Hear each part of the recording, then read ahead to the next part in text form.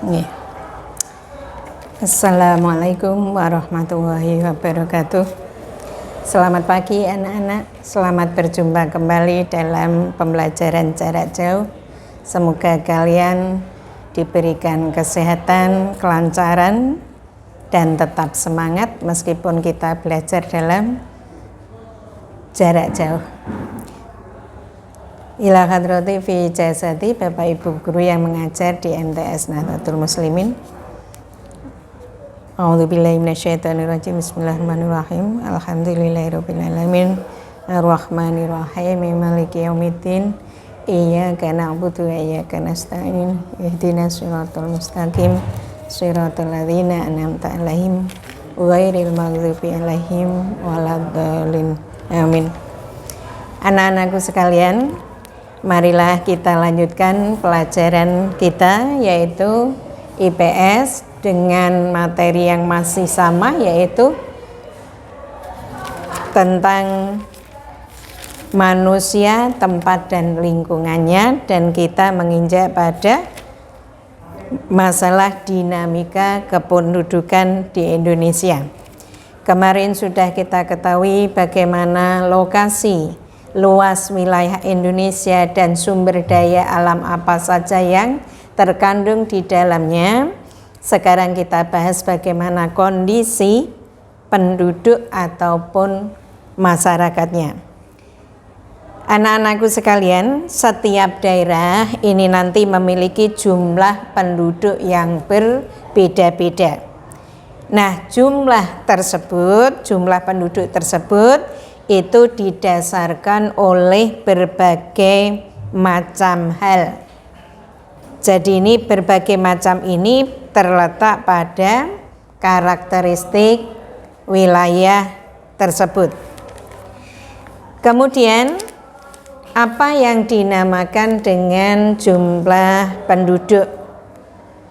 Jumlah penduduk ini nanti akan mengalami perubahan dari waktu ke waktu, bisa bertambah, bisa berkurang.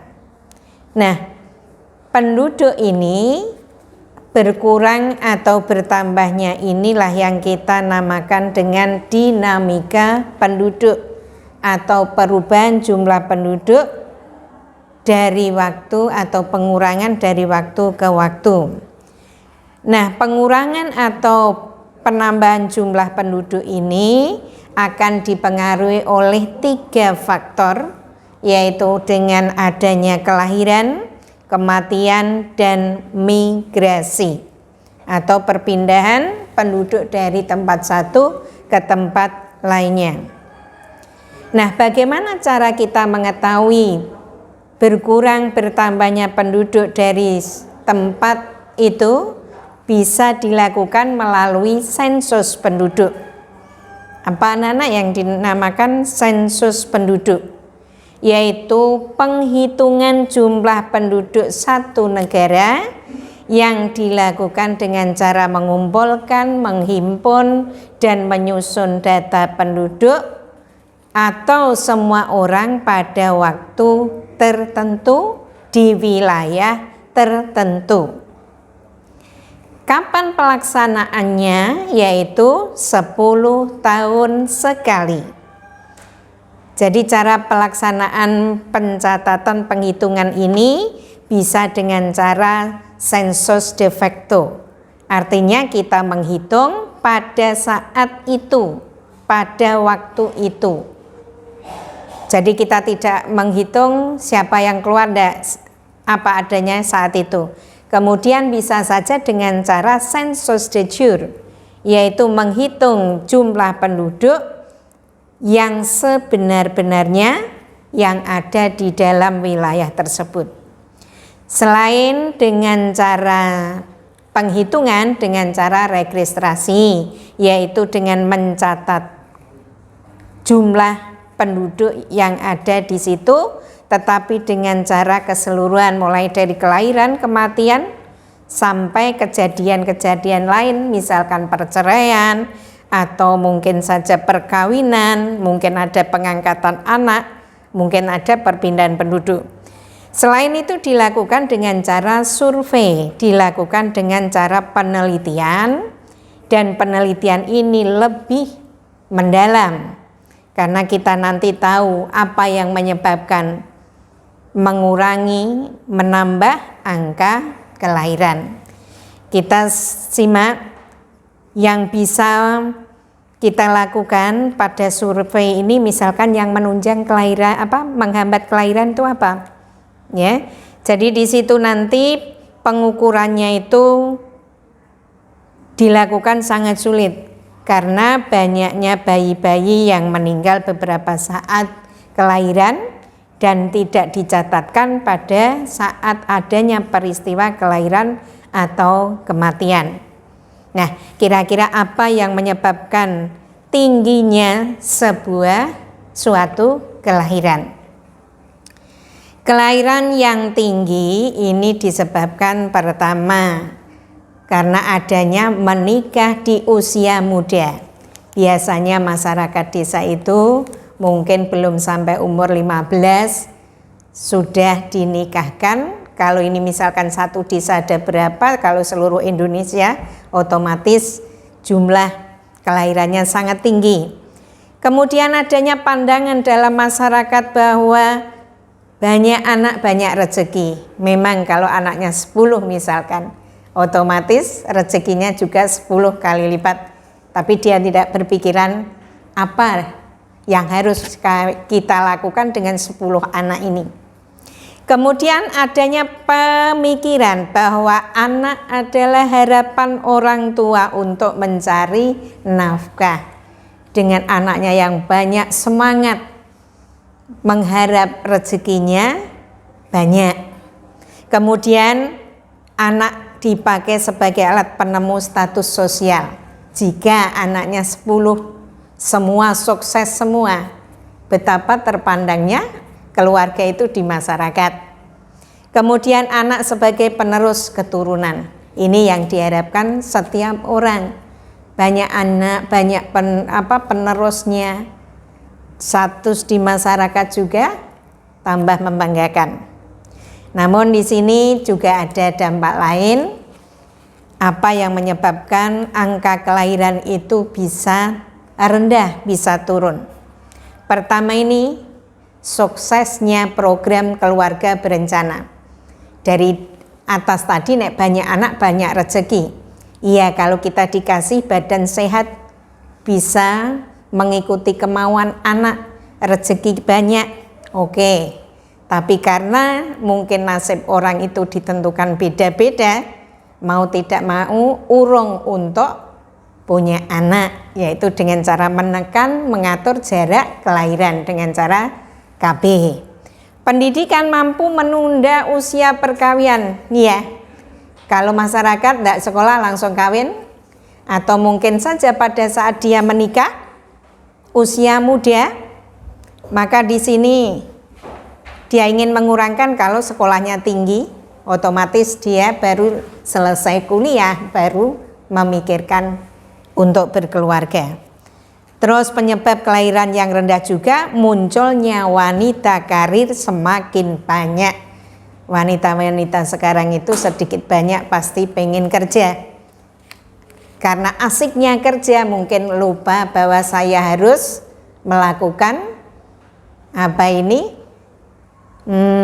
satu kewajiban yang harus dilakukan oleh semua orang.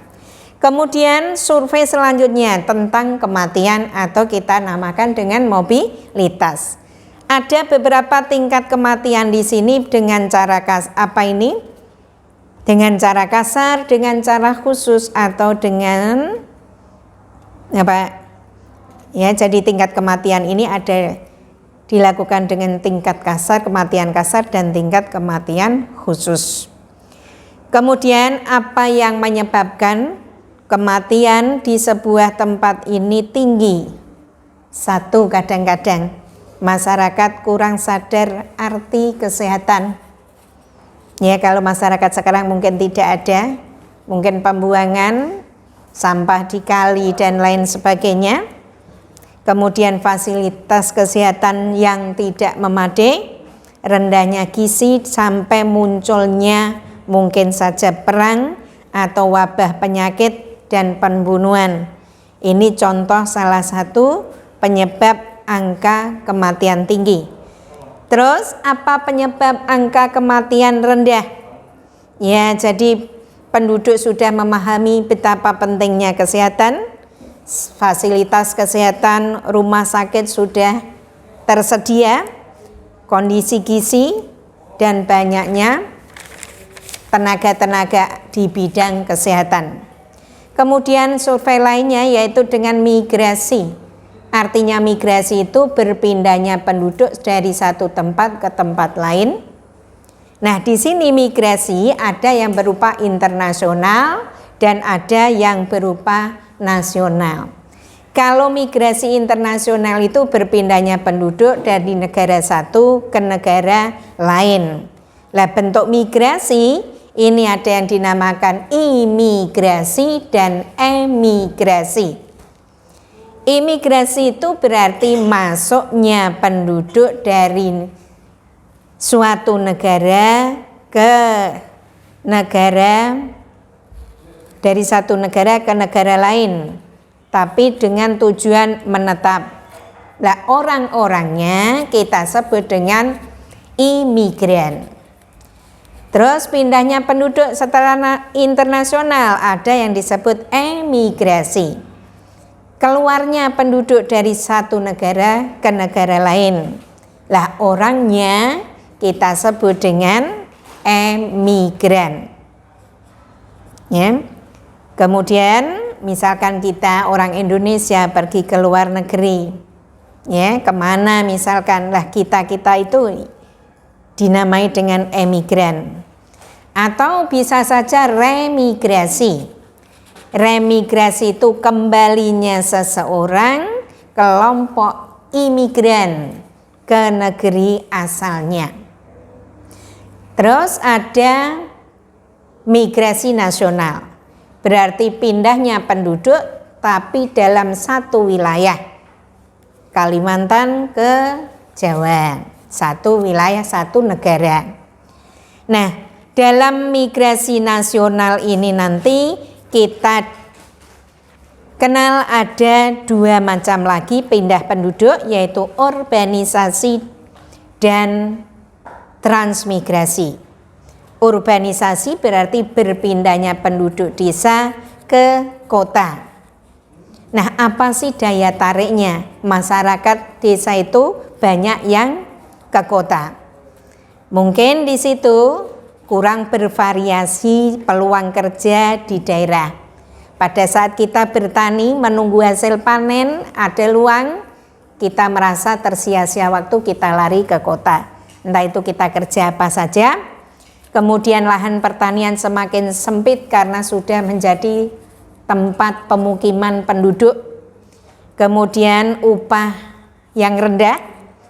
Kemudian sarana prasarana pun juga terbatas. Ini kalau penyebab adanya urbanisasi. Mungkin saja tidak cocok lagi dengan pola kehidupan desa. Sekarang kalau kita di desa mencari orang mau panen atau mau tandur saja sudah sulit. Nah, apa daya tarik urbanisasi? Daya tarik urbanisasi adalah bervariasinya peluang kerja, upah tenaga kerja begitu besar, dan sarana prasarana. Jadi di sini ada transmigrasi juga. Jadi transmigrasi itu pada dasarnya adalah berpindahnya penduduk yang asalnya dari daerah yang penduduknya banyak menuju wilayah yang penduduknya sedikit. Kemudian anak-anak, bagaimana persebaran penduduk? Kita tahu karakteristik wilayah Indonesia itu beraneka ragam, maka di sini ada sebagian wilayah yang padat penduduknya, ada yang jarang. Nah, untuk menyeimbangkan itulah maka diadakan satu transmigrasi. Jadi sifat persebaran penduduk ini, meskipun Indonesia dikatakan negara yang padat, namun persebarannya tidak merata. Ya. Kemudian, apa penyebabnya dari persebaran penduduk? Banyaklah. Ada karena fisiografisnya, ada faktor biologisnya, ada faktor kebudayaan dan teknologi. Anak-anak, ya mudah-mudahan waktu yang singkat ini ilmu yang kalian terima dari saya atau bapak ibu guru yang lain mudah-mudahan bisa bermanfaat, berkah bagi kalian untuk selanjutnya. Jangan lupa nanti setelah ini kamu harus mengerjakan tugas yang nanti Google Form-nya ada di bawah video ini. Assalamualaikum warahmatullahi wabarakatuh.